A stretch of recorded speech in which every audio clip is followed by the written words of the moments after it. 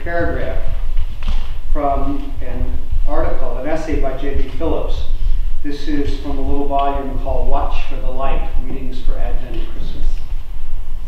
And he writes this: "In my judgment, the description which Christ gave of the days that were to come before his return more accurately reproduced in this fear-ridden age than ever before in human history. Of course, we don't know times and seasons, but at least we can refuse to be deceived by the current obsession with physical security. While we continue to pray and work for the spread of the kingdom, we know that the center of gravity actually is not here at all. When God decides that the human experiment has gone on long enough, yes, even in the midst of what appears to be confusion and incompleteness, Christ will come again. This is what the New Testament teaches. This is the message of Advent. It is for us to be alert, vigilant, and industrious, so that his coming will not be a terror, but will instead be an overwhelming joy." When I think of the gospel reading, not everyone who says to me, "Lord, Lord," will enter the kingdom, but he who does the will of my Father. In the midst of the violent society in which we live, it could not be more cogent. Our history, at least within the 20th century, up until now, has never known the level of gun violence that is so much a part of our culture.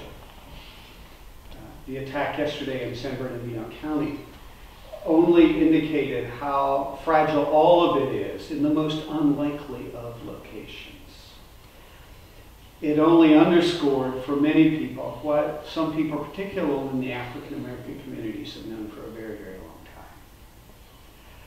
time. I want to say this because depending on your station in life and your responsibilities, you react to these things in different ways. So what about the people in this room? What about us? And it seems to me the us and the call to us is entirely reflected, not coincidentally, because I believe in providence more than coincidences, in the vows and the job description for the members of the Daughters of the King. Pray, service, evangelism. I didn't have to make those up. They're all there, you see. But what do I mean by those in this time? That's the question.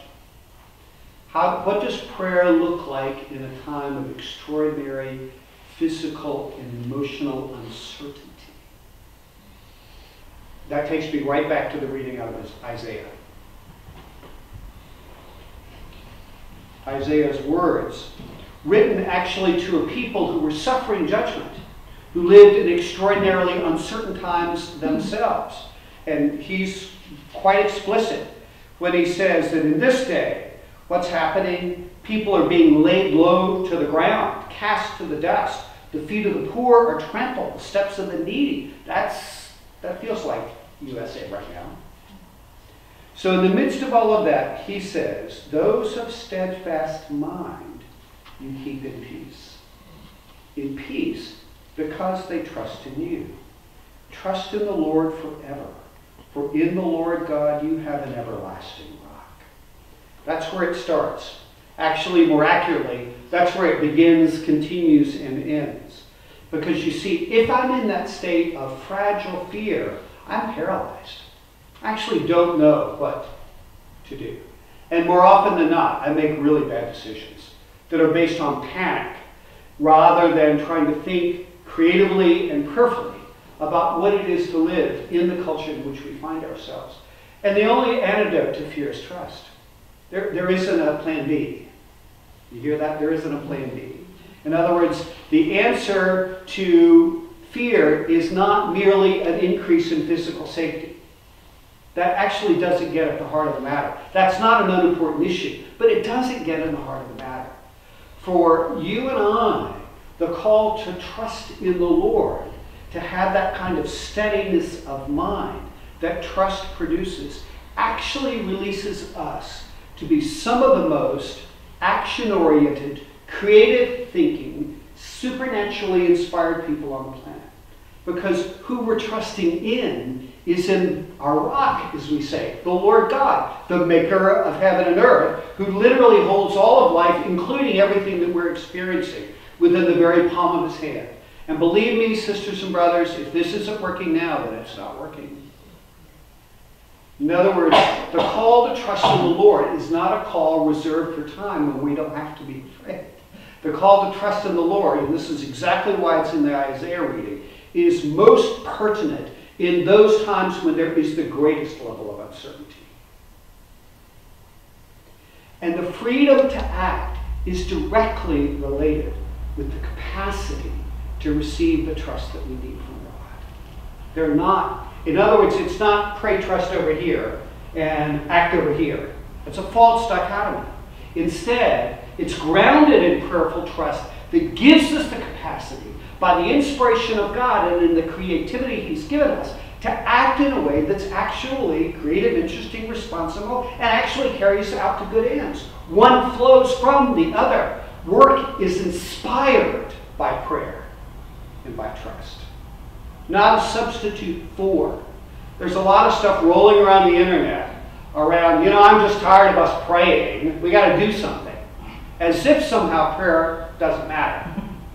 Or more importantly, and I think more dangerously, as if prayer is considered a retreat from circumstances rather than the equipment needed to enter into circumstances in a way that actually helps find godly inspired solutions. Do you hear the difference? Well, that's only going to get demonstrated if you and I are out there. But we should only get out there if we're making the time to pray. And to receive from God the kind of trust that allows us to be able to operate with a level of poise and courage that is appropriate to the people of God. So trust, yes, but trust as equipment to act. Not everyone who says to me, Lord, Lord, shall enter in the kingdom of heaven, but he who does the will of my Father. And he's talking about action. I mean, this is at the end of the Sermon on the Mount, which is all about action. So look at the context and understand that prayer is what equips us to be able to receive from God the kind of job description action plan that we need to be effective. Otherwise, we're merely in fear-reacting mode. I was in Panera this morning, getting my takeout lunch for lunch today, because I have to work at my desk. Sorry, ladies, I would have loved to have joined you. And a guy comes up to me, and of course I'm dressed like this. He starts talking about a call that he got from his pastor, because he's former military, about should we start thinking about having people with concealed weapons at church on Sunday night as a way of protecting. What do you think about that? Let me tell you, it is out there. Men's hearts will fail them for fear, it says in the New Testament. That's right now. That's not the future. Therefore, we are called to walk with this kind of poise. Daughters, you can set a pace for this. Do not be known in your community as recluses, but instead understand that as those who are called first and foremost to intercession, intercession becomes for you that place where you discern the plan of action and call your fellow parishioners, male and female, with your clergy to move together to make a difference in your communities. God will give us the guidance that we need. But to be able to get it is not going to be in that fear-reacting mode, but it's in quietness and in confidence, honestly laying our fears before the Lord, and out of that receiving from him what we need, so that when the trumpet sounds, we can stand up and act. Amen. Amen.